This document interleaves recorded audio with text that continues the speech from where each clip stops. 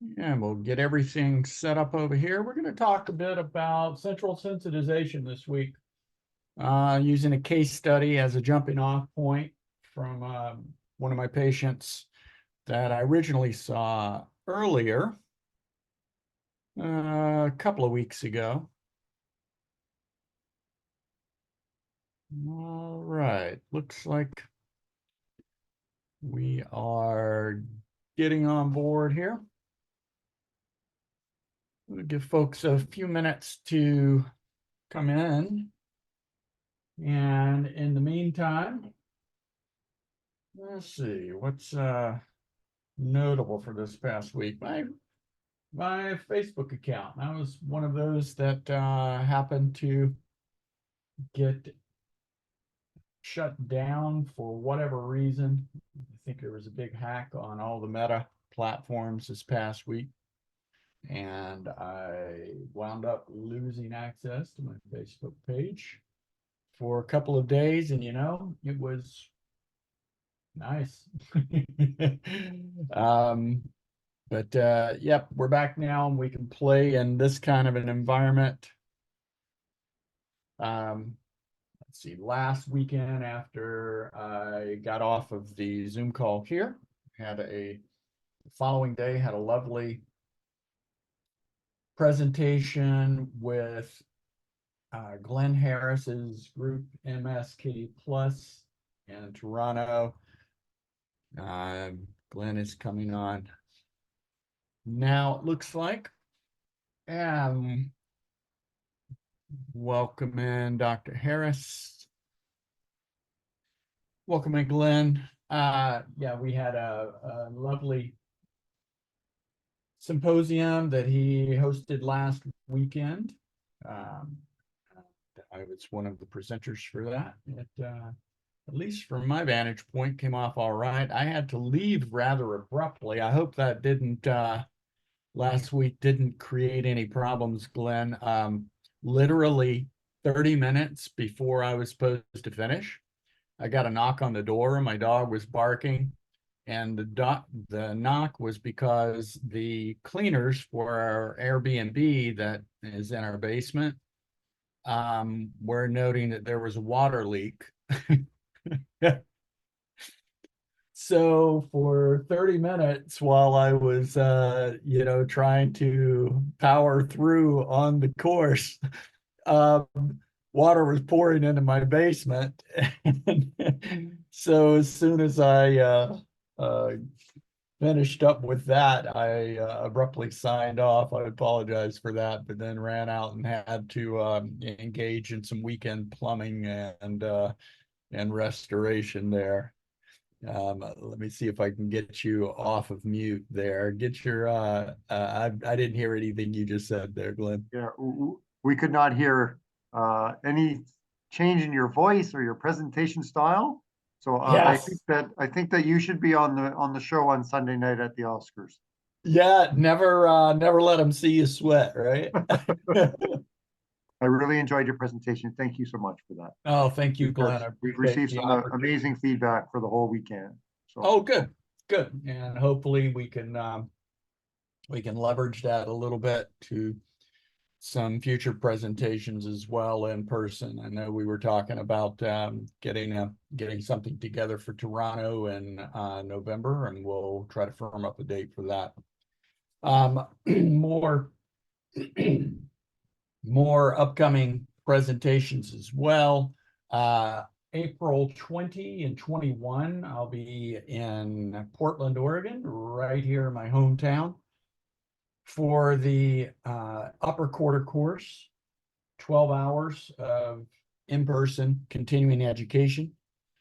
Those of you that are members of the online NeuroCentric Approach Online Academy, you can find links to that, to both the in-person and the online offerings there at neurocentricapproach.com.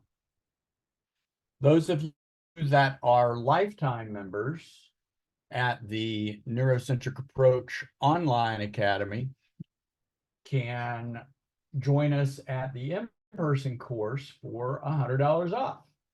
There's a nice incentivization for you on that.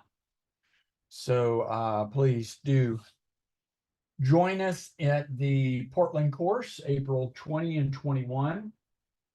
And if you can't make it there, then join us at the online NeuroCentric Approach Academy.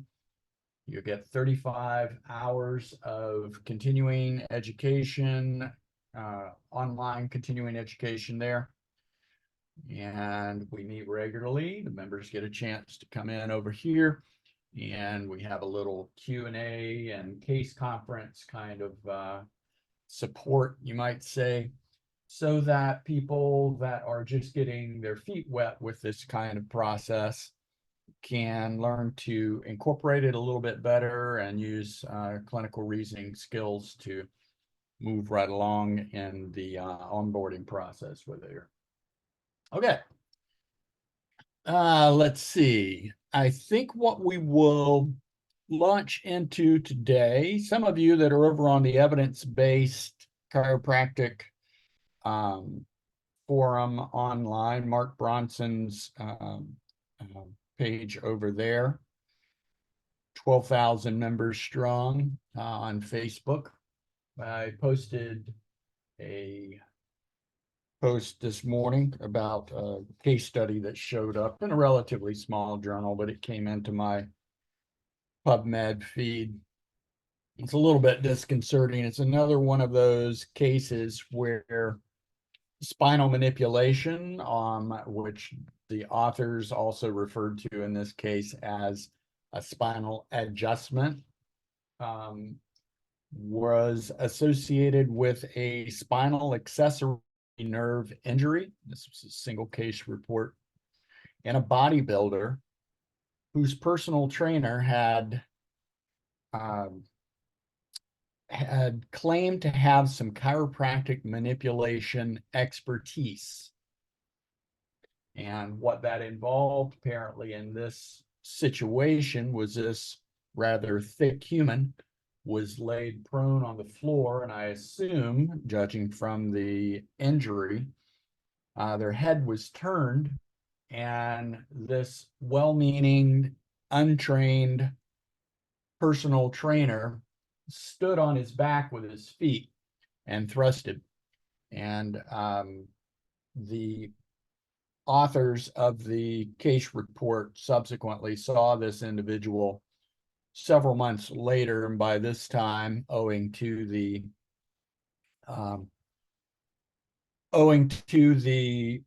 injury to the spinal accessory nerve and its motor innervation to the SCM and especially the upper trapezius, they noted that the bodybuilder, because presumably paying attention to muscular development and how things are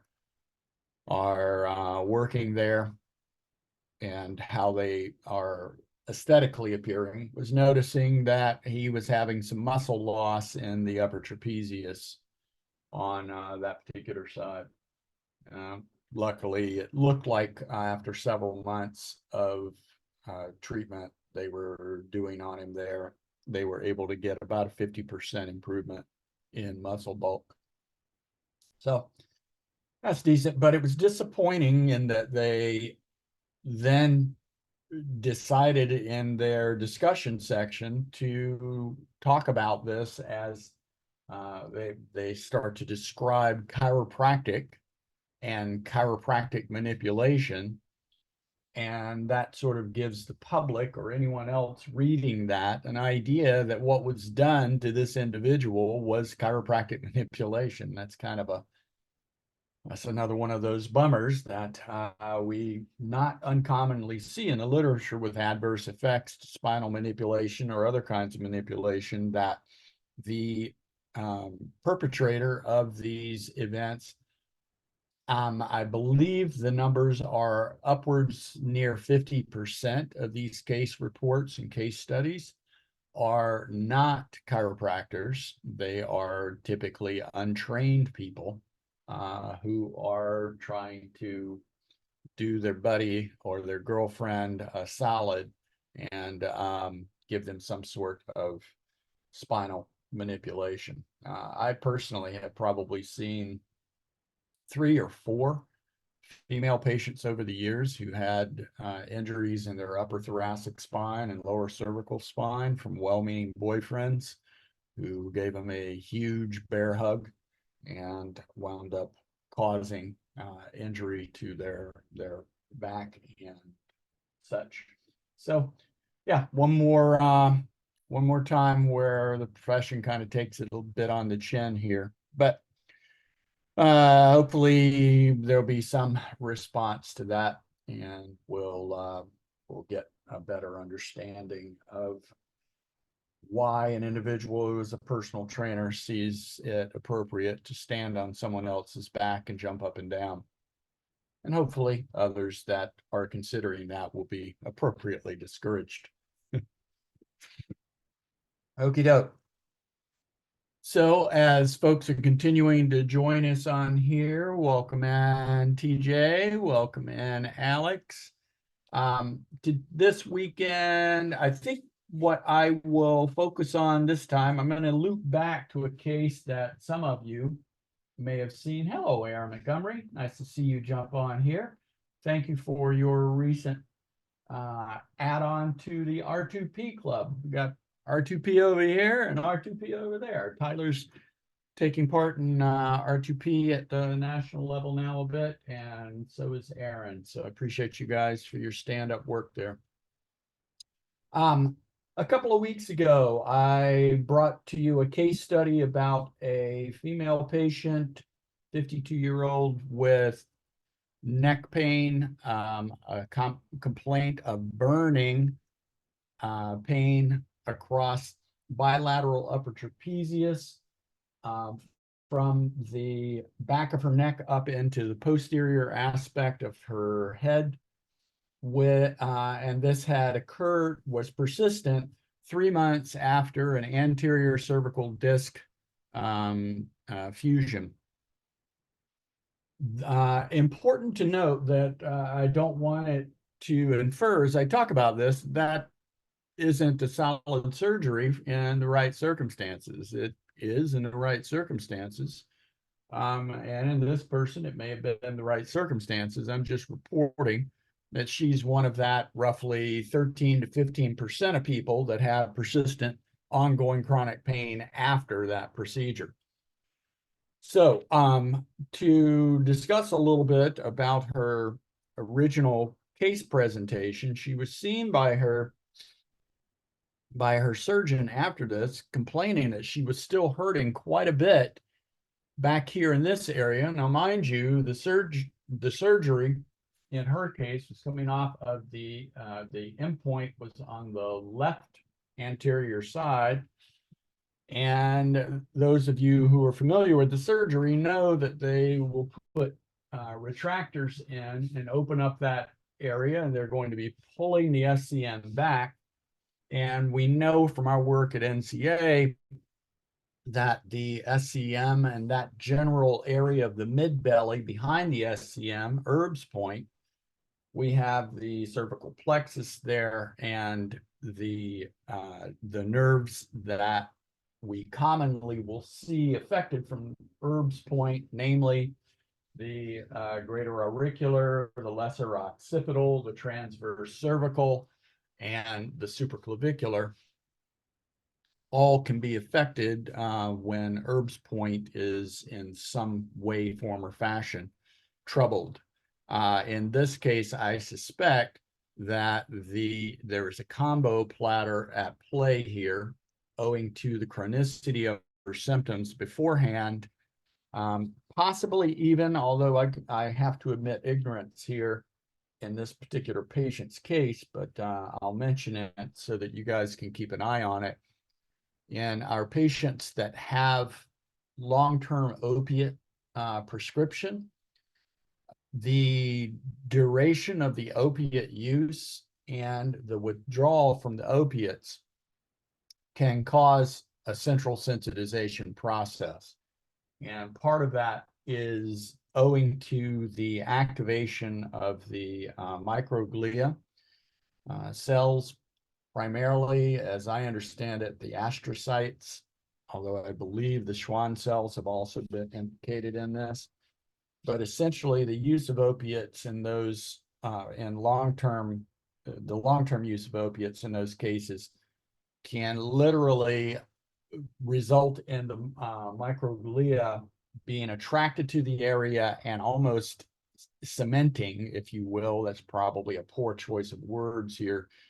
The process of synapse between those nerves at the DRG, and those neural impulses then basically just get supported and glued into place. And then it becomes a bit more of a bitch to try to work backwards out of that scenario. But in this particular patient, when she went back to her surgeon and reported that despite the fact that the entry points were on the front, everything was done from the front, remember, anterior cervical disc, the pain that she was experiencing was on the back side of her neck. Everything was on the back side of her neck. And she was frustrated because her surgeon kind of threw up his hands and shook his head. He's like, I'm not sure what this is about. So she was given no compelling narrative.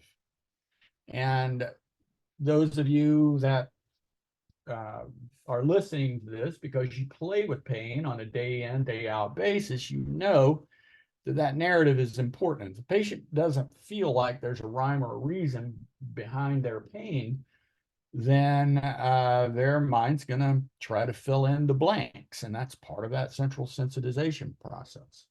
Similarly, the physical therapist that she was sent to didn't have any clear answers as well. The best that she got was blessedly a remark that she was possibly just having a longer healing time in this process than usual, and that would probably change and improve over time. So that door had at least been open for her.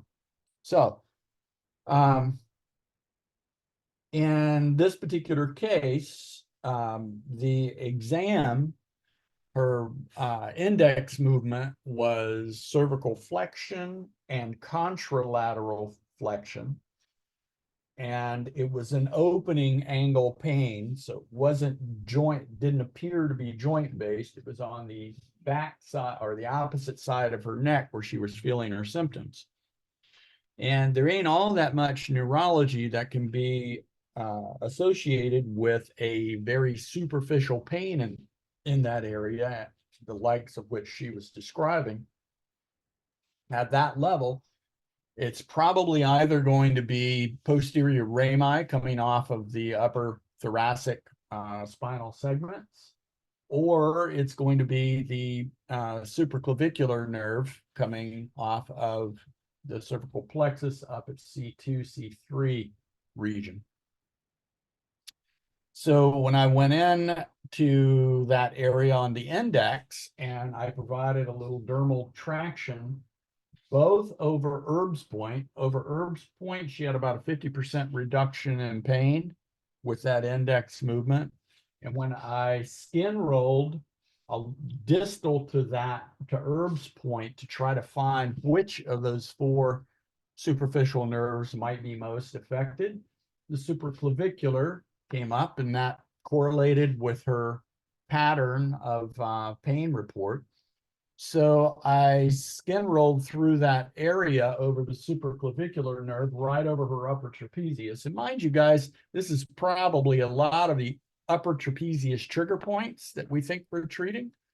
They're probably supraclavicular nerve or posterior rami of the upper few thoracic vertebra there.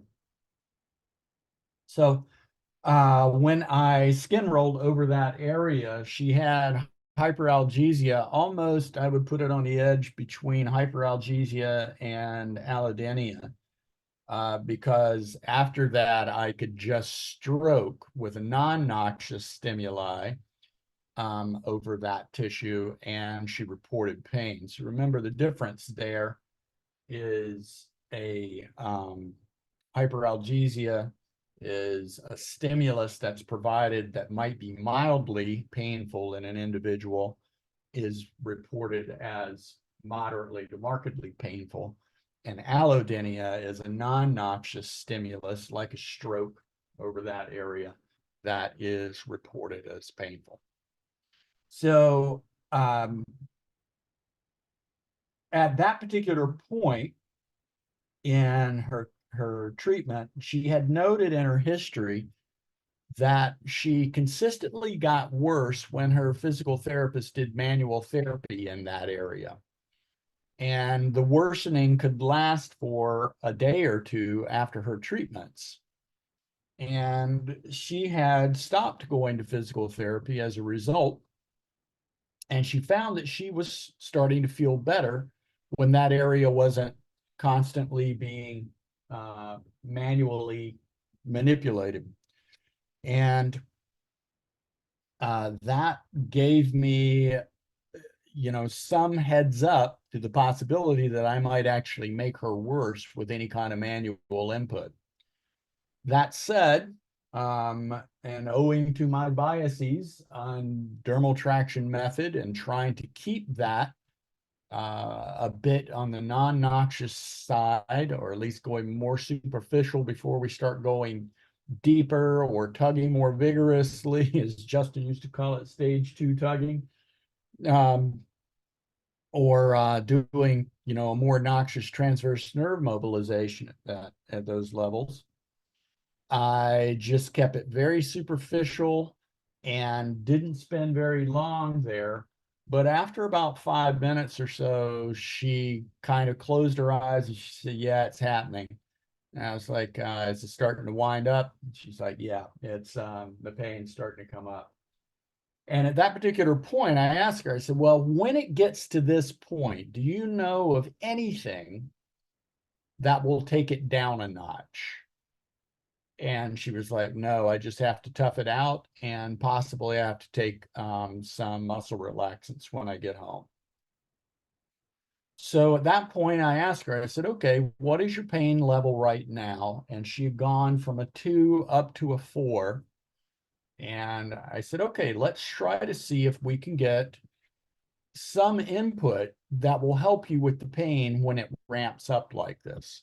So what I'm looking for in that, according to our model here with the neurocentric approach, in that first visit, we want to identify the tissue that is complaining, develop a narrative around why that tissue is complaining, develop an input that is a some sort of symptom modification process that reduces that, and ideally have it to be something that the patient can do themselves, so that that contributes to agency, that gives them the power to be able to help reduce their pain. Now, in this particular individual, she also is carrying a comorbid diagnosis of anxiety, generalized anxiety disorder. And she had been given a prescription of Cymbalta by a heads-up physician, knowing that she was also in pain. And you guys know that duloxetine is prescribed in cases of central sensitization, oftentimes because it has a benefit for the descending pain inhibition system in that process. So she had been taking that and was still taking that. But the thing that I had also noted in the visual examination in this patient is she had what some will refer to as a Gothic stereotype, postural stereotype, shoulders quite elevated. She exhibited at rest in a naive position an apical breathing pattern. And among the tender structures that were in play was the middle scalene. She noted that when her symptoms ramped up significantly, she would also have some radiating pain, both down into the mid-scapular region and also up the back of the head into that area. Now, I had to create something in the narrative to explain the radiating pain in those areas. And remember the proximal relationship of the the middle scalene muscle and the dorsal scapular nerve, which is motor innervation to the rhomboids, and also in some people, deep sensory to the scapula itself. So that made some sense to me, how her breathing pattern, with an apical breathing pattern when stress was high, could contribute to that. Think about other times when that scalene might be more involved in breathing patterns, and that might look like what? Exercise. So there we can start to get at the cortical level, kind of a mishmash, a smudging, if you will, of the body's ability to perceive or discriminate between those various stimuli. And sometimes we'll have these patients with central sensitization phenomenology going on to report that when they start really getting vigorous exercise on board, they paradoxically will have a worsening of symptoms. So in this particular case, with the symptomology being primarily in this area, that could potentially match up with my narrative. I also had to come up with some sort of a narrative for the radiating pain of the back of the skull and the distribution that she was describing. And she was suggesting that it started way down in the mid-cervical spine. So that looks more like the third occipital nerve. And when I palpated along that pathway, that was indeed noxious for her. So what that makes sense to me from a lower spinal level there is likely in the central sensitization process. Remember that those spinal, the afferents to come off of the spine, ascend and descend 2 or 3 segments. So that contributes to that diffuse spreading of dull, achy pain, which is what she was describing in the backside of her head. So in her particular case, I kind of flagged all of that away. And we were looking for an input to take her 4 out of 10 pain down. And I brought her attention to her posture, her Gothic posture. I stood her in front of a mirror and had her to breathe and to observe what she saw in this area. And she could see her clavicles rising and lowering. And I had her put a hand on her chest and a hand on her belly. And I coached her into the bottom hand to breathe there. First accessing the quote unquote belly breathing that many people have had some experience with, and then shifting the hands around more according to DNS teachings into the flank and even into the posterior aspect of her abdominal and core region, and had her to guide her breath back into that area. And when she was able to deeply breathe and not show me the postural and the scalene involvement that I had been seeing up here, we then hone that a bit into where the evidence is on autonomic nervous system balance in regards to breathing. And in regards to breathing there, a shorter inhalation and a longer exhalation, more specifically 4 seconds in, roughly 6 seconds to 8 seconds exhalation, tends to downregulate sympathetic nervous system tone and upregulate parasympathetic nervous system tone. So we spent a few moments just working through breath work using that pattern, 4 in, 6 seconds out, while she was watching herself in the mirror, looking for a return to apical breathing pattern. And after about 5 minutes of working through that, I revisited her numerical pain scale. I said, okay, what's your pain level like now? And she said, it's back down to a 2. And then I asked her, is that unusual? She said, she kind of chuckled. shook her head. She said, yeah, that's quite unusual. I've not been able to change that other than with medications to this point. So I leaned into that a bit and anchored that and said, okay, so this is something that you can do at home when your pain is up. I want you to check in with your breathing pattern, see if that is upregulated a bit. And that's a way that you can try to make yourself feel better if you're feeling pain in that area. So we had that as one potential input. We talked about her exercise.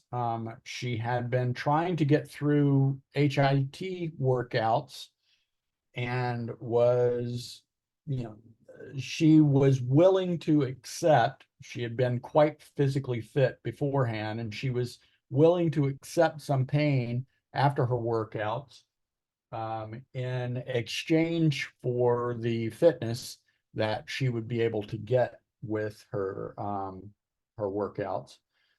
But what I was looking for is to see if we could also find some level of movement and exercise to stimulate the descending pain inhibition pathway that wouldn't simultaneously trigger the nociceptive pathway too strongly.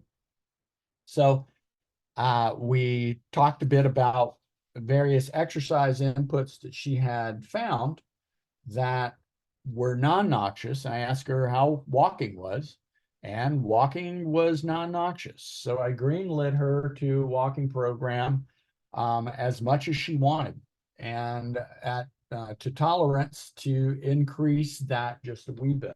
Now, previously she'd been a runner, and she had found that with her running, she had a consistent provocation of her symptoms. So thinking into our narrative here, I expected that likely she would be what Justin used to refer to as a T-Rex runner, arms up here, kind of prancing here, and our DNS folk would call that an open scissors position rather than stacked here in the thoracopelvic canister. So I took her out into the gym and put her on a treadmill, and she indeed showed me exactly that running stereotype. So I coached her into a stacked position there, and gave her some cues to try to maintain that stacked position. I had her to relax her shoulders and practice dangly arms, noodle arms, and rolling her shoulders and looking for that upward creep and the tension in the upper traps while she was running to see if she could improve that. And I greenlit her to periodically in that walking regimen pull something out of Galloway's, running training of a run walk intervention there. So run for a while, run for a block, walk for a block, run for a block, walk for a block, and try to keep a diary and let's see what level of input you find to be provocative, and let's see how effective your breathing inputs that we talked about are at resolving the symptoms when they come up. So she came back in 2 weeks after first visit. I'll be candid, I wasn't overly optimistic in much change in 3 to 4 month chronicity by this point. And, she had been painful for over a year before she had her ACDF. But 2 weeks later, she comes in and she's like, yeah, I'm still hurting. I'm like, yeah, okay. She said, but I've had 2 flare-ups, and both of those flare-ups were around exercise. But she said, overall, the flare-ups, the severity of it is less. And with the flare-ups, that's the only time that I need to take a muscle relaxant or feel the need to. She noted that overall her muscle relaxant use has been quite diminished, and only a PRN and only once in the past 2 weeks. And she's able to manage her pain with Tylenol, PRN, and the breathing exercises and the walking regimen. So all of that had translated into an overall reduction in her baseline level of pain between, she estimated, 25 and about 35% over a 2-week period of time. Moreover, her affect was considerably different. And she reported that she felt a lot better having a clear description about what was going on in her body and what she could do to try to help herself out. And just that information, I've said it many times here, guys, the narrative, right or wrong, the narrative may be the most important aspect of the clinical encounter, because the patient either believes you and believes you know what the hell you're talking about and what you're doing, or they don't. And if they're just left out there without some sort of a compelling narrative to explain the symptoms that they're having, and they don't have any clear way of helping themselves with their pain, that's just a miserable state of existence. So keep that in mind as you're working with your folks. Now, for those of you over here on the Zoom end of things, I'm going to go to a share screen and kind of loop back around and talk a little bit about some of the other things that we had talked about with this patient. Let me see if I can make this work. Okay, can you guys over here on Zoom see my screen? I'm seeing some head nods there. Good. Before I get started here, does anyone over here, and hello, Matt Walsh. It's nice to see you, my friend. I hope you're well. Is there, are there any questions over here on the Zoom side? Or you guys can drop a quick message over here on Facebook if you've got any questions about what I've talked about so far.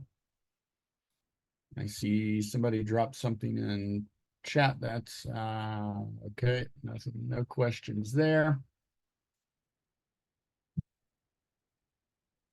Okay. All right. So since we don't have any questions there at this point, I want to flesh out a little bit about my thinking process in working with patients that clearly are top-down, primarily top-down patients.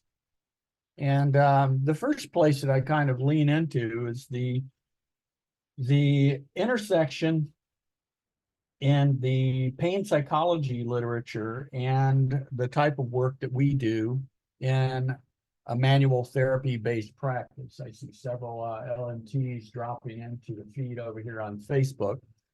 So these kinds of environments, this intersection in the research, one of the better places that I'm aware of where that happened is in Scandinavia, where Johan Valayan and Steve Linton and others have been working on applying graded exposure therapy, which in the world of psychology is somewhat borrowed from trauma therapy, creating a safe environment for the patient, first identifying the triggers to the physiological event in a trauma patient, creating a safe environment for them and then stimulating that physiological event.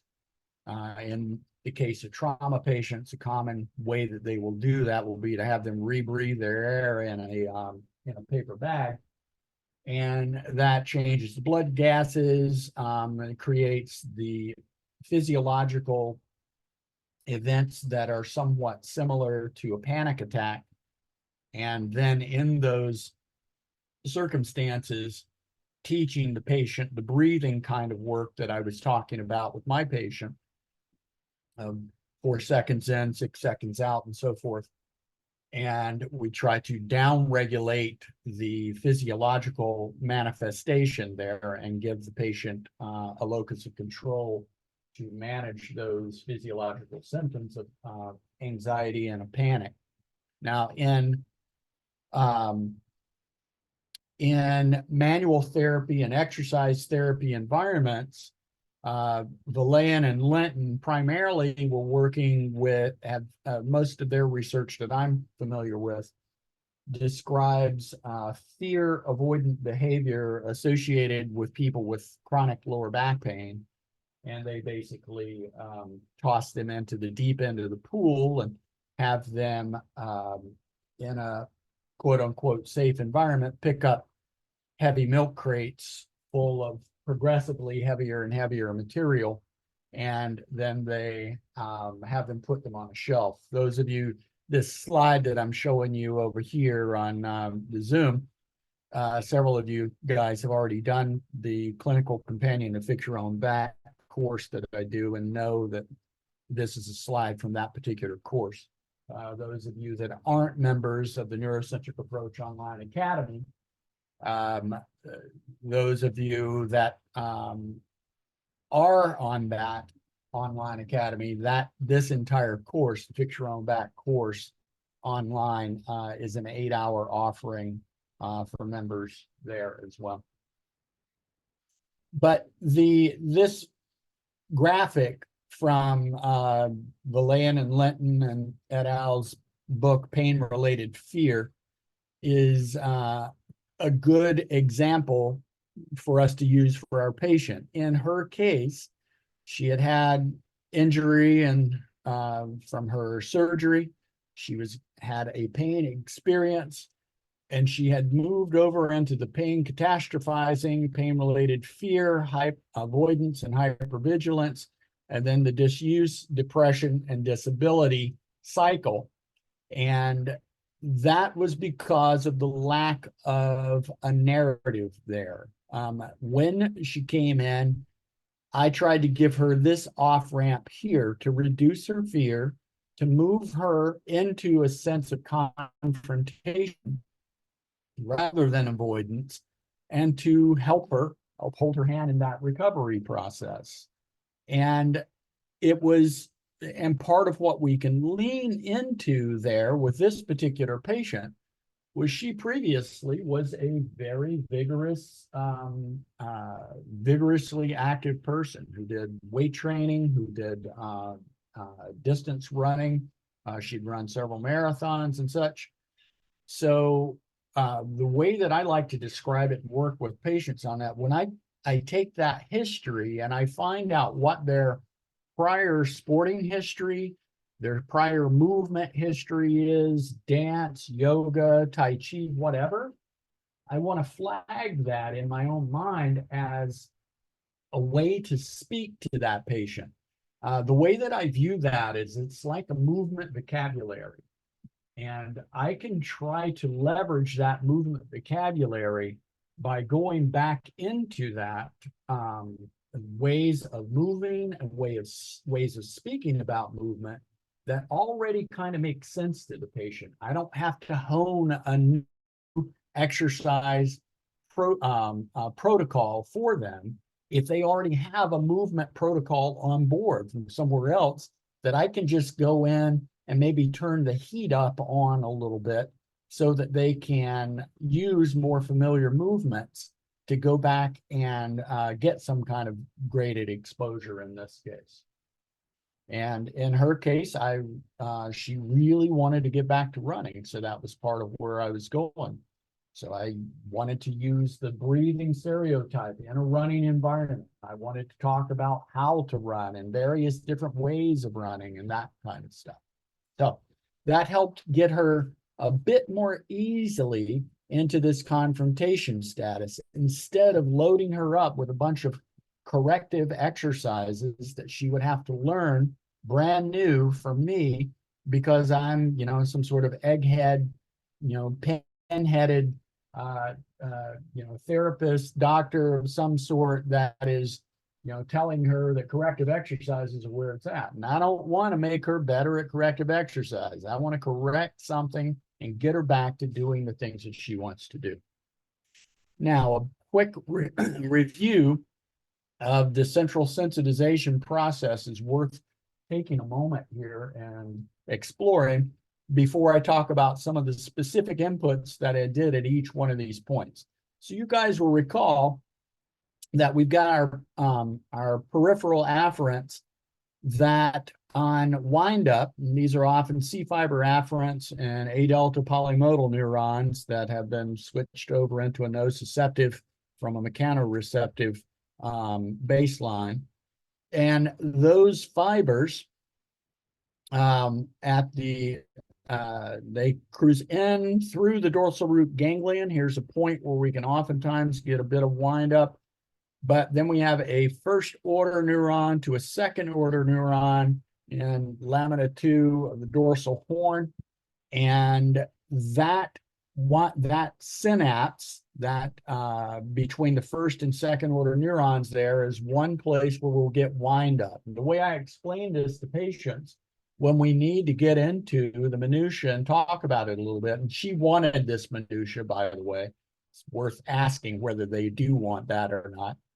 But in this case, the way I describe that, I'll use various metaphors for the patients, but I talk about a dimmer switch or a rheostat. That's like a volume knob that you can turn up or down. And right there at that first order to second order synapse, we can get a dial up in the receptivity or the postsynaptic interneuron will be more sensitive to less input from the periphery. And the primary afferent will out here take less stimulus to ping. So we wind up, we have wind up here, we have wind up here, and then we have our ascending pathways, a decusation there in between, and an ascending pathways up through. Next level, we can sometimes get, and we do get a second to third order handoff at the reticular formation in some of those pathways. But in most of those other pathways, we're going to get it at the level of the thalamus, where we have the third to fourth order neurons speaking to each other. And then you get that out to the cortical level. And it's there at the cortical level that we start to make sense of it with the input of the hippocampus and the amygdala assigning respectively memory and emotional content to that particular experience that the patient is going through. So I try to think about this and working with the patient about each of those handoff points, each of those intersections between an afferent neuron and the next neuron, interneuron in the chain, and try to leverage what the evidence, where the evidence seems to be somewhat informative at this particular level. It's probably worth noting that this is an area of developing literature. We're still learning a hell of a lot about this, but this is just for the benefit of the discussion today, a quick little flow of the things that I did for her and the way I tried to organize my thinking process and explain it to the patient. I said, okay, we've got your presynaptic issues in the periphery, so the actual thing that makes that sensory afferent go ping. We've got at the lamina 2 and the dorsal horn and the spinal cord, we've got the primary speaking to the secondary interneuron. And then I'm thinking up into the thalamus and the cortical level, pardon the pun there. And then I want to come underneath all of that with our NCA pattern to try to come on into it with a functional narrative that we can intervene on. And in this particular case, we've talked a little bit about that, but I'm going to go from the top down, or from the bottom up in this case, and work from the periphery into that. So at the presynaptical area, best evidence we've got right now is probably a combo platter of capsaicin and lidocaine. So lidocaine will tend to make that first order neuron a little less responsive, and the capsaicin does as well by virtue of a reduction. It tends to, for lack of a better word, burn out the TRPV1 receptors on the primary afferent there. So capsaicin and lidocaine, especially before activity, since she has the her exacerbations tend to be around activity and around manual inputs to this area. So in anticipation of exercise or manual therapy from her or from others, she was instructed to use capsaicin and lidocaine topically. Also suggested that when she's doing the manual therapy herself, to herself, that she use that, the capsaicin and lidocaine, but then using graded exposure methodology, I wanted her, and this kind of leans into some of even Ramachandran's kind of work with mirror box therapy, of going in and looking at herself in the mirror in this case, not trying to trick her brain into something with this input, but use I wanted her to try to cultivate in her mindset things that feel good in touch over the area that she hurts. So to think about a pleasant caress from someone who cares about her, and to try to mimic that, to do it on other parts of her body and watch herself in the mirror while she's doing it to other parts of her body, and to feel, okay, that feels normal, that feels good. And then to apply the same kind of stimulus over the area where the stimulus is, that feedback is off, or the feed forward in this case is off. And then to try to talk herself through that experience. This is along the lines of self-soothing that we'll talk about here in a moment, and it kind of blends into what we're doing with bullet number 3 down here with the thalamus and the cortical handoffs there. And then I also suggest that beyond just the very superficial mechanotransduction that we've got going on there, go a little bit deeper and do a little bit of kneading massage at the muscular level in that area. So we get an input for a different level of sensory afferents there. We're working on, you know, the difference between our Ruffini and our Pacinian corpuscles and such. So we're trying to get the different inputs there for the body to try to see that again and start to normalize it. And from a mechanical perspective, also considering dermal traction method, skin rolling in this particular area with movement, in case part of what we're seeing is an entrapment of that supraclavicular neurology that's post-surgically driven there. And we want to make sure that that scarring is not tethering that neurology. Also suggested graded exposure to thermal stimuli. Remember, your nociceptors, those primary afferents, are triggered by not only mechanical stimuli and chemical stimuli, but also thermal stimuli. So I suggested that she try sauna and cold plunge. So give some noxious stimuli to almost widen the bandwidth of stimulus that she can tolerate at the organismal level. And there we're kind of leaning into some of that interesting research in longevity and aging on the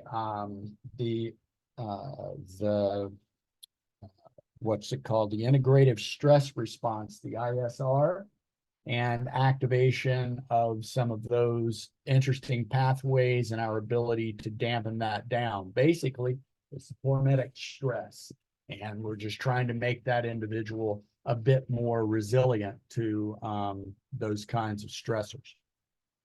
At the primary to secondary handoff there at the spinal cord level, she's already got the duloxetine on board. She wasn't keen about taking it because of the side effects, which include headache and drowsiness, and she needs to be on point cognitively for her work. So we talked about other inputs to do the same, and that's the activation of the descending pain inhibition system there in the periaqueductal gray, which is stimulated when we are physically active. And therein we have a a release of epinephrine, norepinephrine, which trickle into the cerebrospinal fluid and go downstream and help to block this particular synapse at the spinal cord.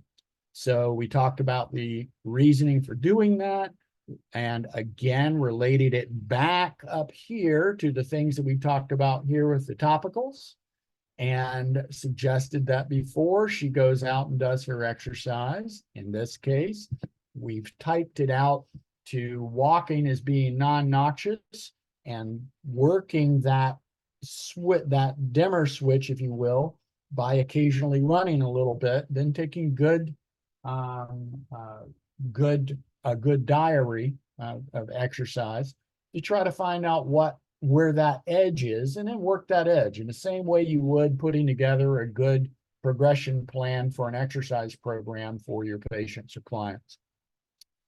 Then when we move to the brain level of thing, this is an area that's fascinating these days. We're seeing with the greater availability of VR headsets and things of that sort. But this is the input that we can have here. If you're well enough distracted, you'll find that lots of movements that previously were perceived as noxious are suddenly non-noxious. And then we get sort of a graded exposure to that and a reorganization of that at the thalamic level in the brain.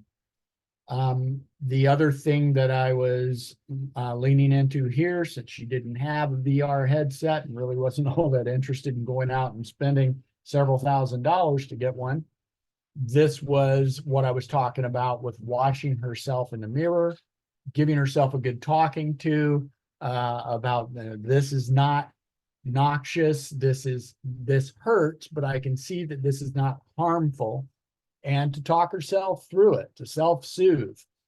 And the other place that I find a lot of benefit here with my patients is the Curable app, curable.com. Those of you that are providers can get an access to Curable for zero. I keep on my desktop the QR code to link to that from my access, and I don't get any affiliate relationship with him. But my patient will get 6 weeks of free access to Curable by using that particular link. So there's very little friction to them getting involved in it. It's Adrian Luau and others involved with that. It's the best CBT home intervention that I found yet. And I've had lots of chronic top-down patients that have seen a lot of benefit there. So Curable.com, I believe, is their URL. We talked a little bit about our functional considerations that I was mentioning before, the overlap between posture with the elevated shoulders, the breathing, the scalenes, and how that can get muddy with the vigorous exercise, stress, and anxiety stuff. So we talk about that to bring it out into the open so that she can ask herself when she's experiencing an upregulation of symptoms, can I ascribe this to any of these particular phenomena? Is it because I'm walking around with my shoulders up? Okay, what can I do to try to relax my shoulders? Is it because my breathing is off? What can I do to change my breathing to a diaphragmatic stereotype and a longer exhalation? Is it because my breathing is off because of exercise? And can I self-soothe myself to understand that the input here, exercise, is good for me? It's going to help me feel better. And it might be okay for me to hurt a little bit and to tolerate that. Is it because of the stress and anxiety that's going on? Is that due to other things going on in my life that I have some control over that I might be able to change? Or do I just need to make peace with that through some sort of meditation input or something of that sort? So there, once again, I've managed to talk for an hour about a topic. This I felt like was worth exploring a little more in depth because I I have fumbled, farted, and failed at talking to patients, like all of us have, about this particular topic.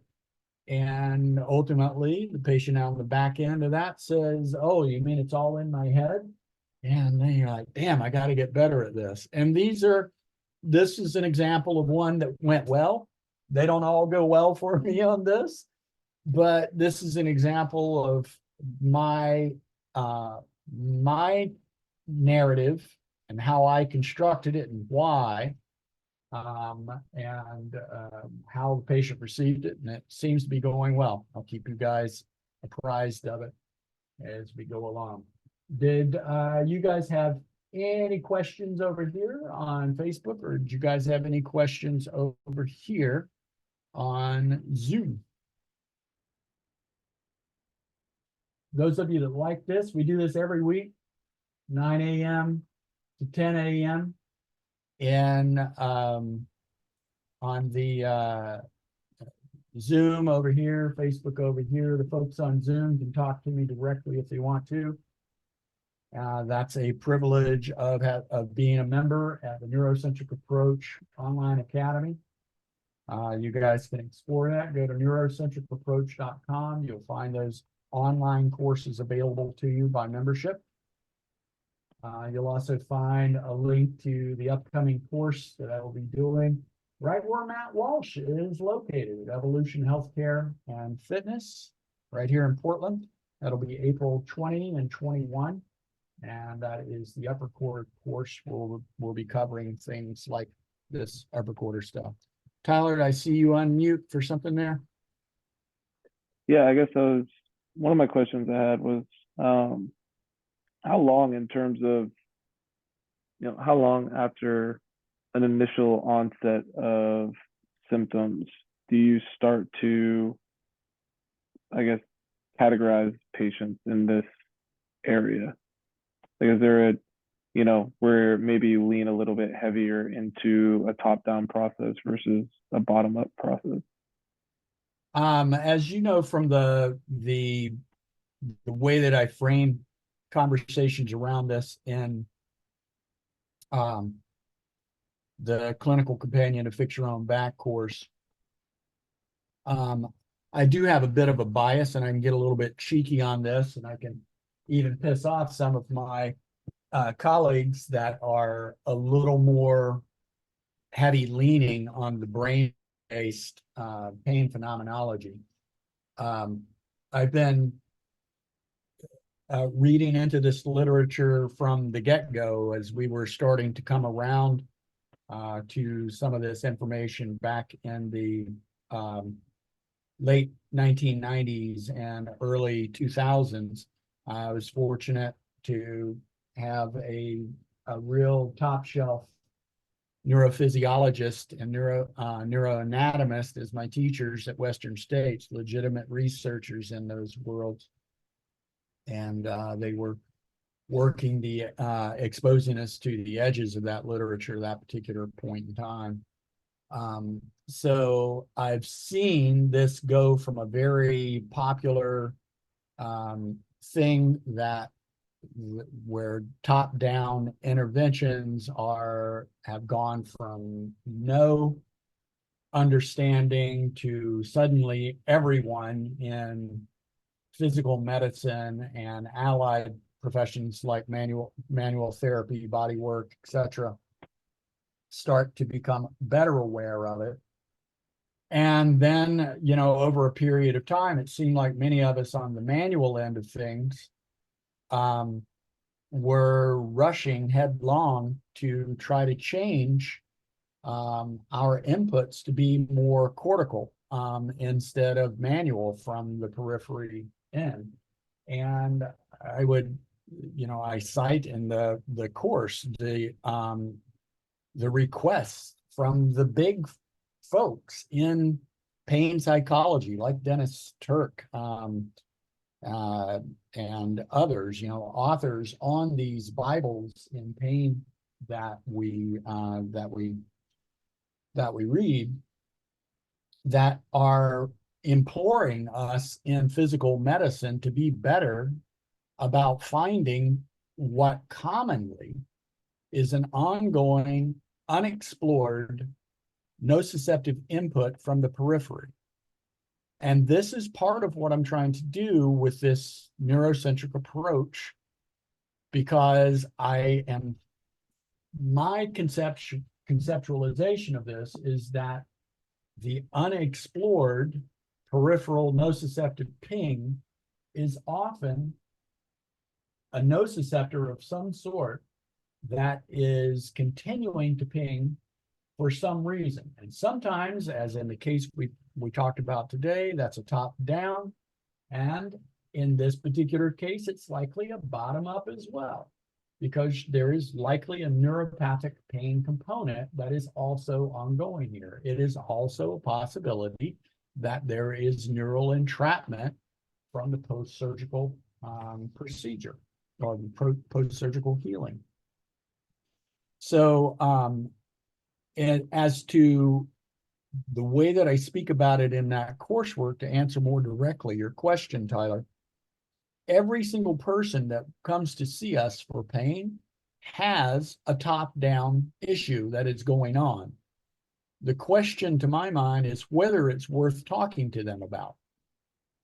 And it becomes an issue to talk to them about, to my mind, when you start to hear them using those yellow flag words, when they start to personify their pain, when they start to, give it power of sorts in the way that they describe what it can do or the way that it behaves in them, that might be a place to go. It becomes a place to go when my inputs, my symptom modification procedures don't have the desired effect completely. And maybe we only, you know how we like to do it in NCA, and we stack our cumulative benefit of each one of the inputs that we use. We try an input more centrally at the spinal cord and IVF, and we ask the patient, does that help? They say yes. What percentage of improvement in your index movement with the clinical audit process do we get improvement on? 30%. All right, if I get 30%, that's great. Then I'm going to go out into the periphery. In this particular patient, we try going out into the periphery at the level of the supraclavicular nerve and making a change there. Does that help with the index movement? Yes, it does. What percentage would you say that you now are experiencing benefit over the initial baseline? Okay, that gives me another 20%. Okay. 30% plus 20%, we're roughly at a 50% improvement of your baseline index? Yes. So we continue to stack that as we work from bigger neurology at the spinal cord, nerve root interface, to the peripheral neurology at the mixed level, the peripheral neurology at the cutaneous level. Then we think about the cellular level in this patient with the anxiety and depression, the inflammatory cytokines from poor sleep, etc. Those are inputs as well that we can consider to lean in on. We work all of those, stacking that cumulative benefit. And if we don't have pretty close to 100% improvement with the clinical audit process in that baseline presentation with the index movement, then I'm going to start leaning into those aspects of top down. And I might introduce that for the next visit for us to talk a little bit more about. But as I sort of cheekily say in the course, the pain neuroscience education in a physical medicine environment is a lot like salt as it pertains to cooking. We shouldn't be talking much about salt when we're tasting a dish, unless there is obviously too much or obviously too little. And then once we talk about it, we shouldn't be spending most of our intake or our visit as a physical medicine specialist being a piss poor pain psychologist. We should understand and know that there are professionals in our periphery that are better trained at that stuff. We should get to know them, and we should go and we should refer our patients to them to get that handoff. If you don't have them locally, then use the Curable app or do the other things that I talked about here. But get better at your manual inputs. Get better at your ability to perceive what you're feeling with your fingers so that we can respond to the requests of our colleagues that are better in that world of pain psychology to be better in our world at finding these underexplored sources of ongoing nociception in the periphery. I think there's plenty of room for us to get along, whether your bias tends to be towards top down or bottom up there. But as the evidence continues to mature in terms of pain neuroscience education, we're learning more and more that in the transition from acute pain to chronic pain, it's less important. And in cases of, even in cases of chronic pain, using that as the primary intervention to lean on is not as clinically compelling as we had hoped when we first started learning about all of this stuff. So get better at what you've been trained to do. All right, guys, what else you got? Anyone have any questions? Did I piss anybody off over there? Maybe a little bit. That's okay. Rub some dirt in it. That's graded exposure. Rub some dirt into your biases. All right, guys, we're overdue here. Care about you all. I thank you for your curiosity. I encourage you to continue to be curious as well.